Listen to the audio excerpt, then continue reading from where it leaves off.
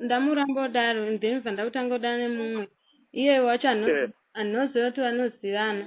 Saka iye akabva azvisiya bvaenda nobva audza baba Denzel.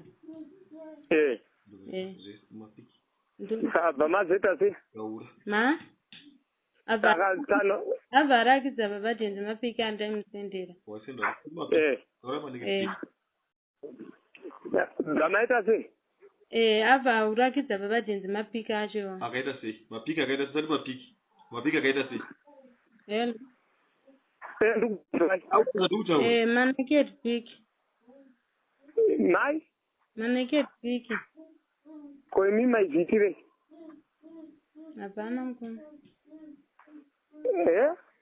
Hapana. Itaitano phone. Hello.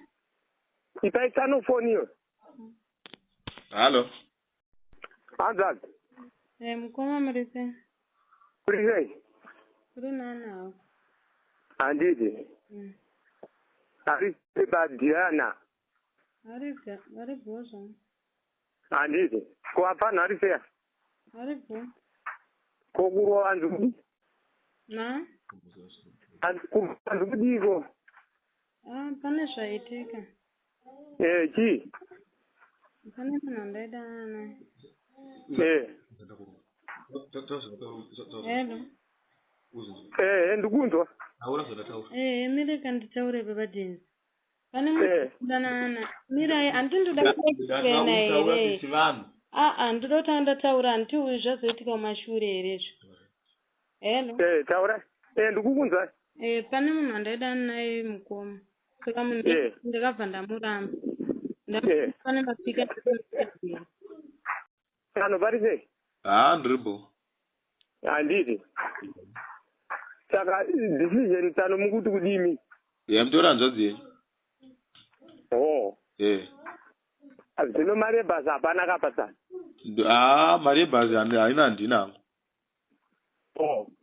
Asi hanzvadzi yenyu mukasaitora nhasi. Ndatopedza. Ndatopedza kutaura nemi, handichada kutaura nemi futi. Wadzorere futi? Hela. Hanzvadzi muneko kuende? Ndenda ufo. Ndenda kubudira ufo kwa mama. Ndenda kubudira ufo kwa mama. Ikoko kasvika muzondifonera. Alright. Iri because wongona mukwadzeta. Mama apa ndisi mumba mari ndiro.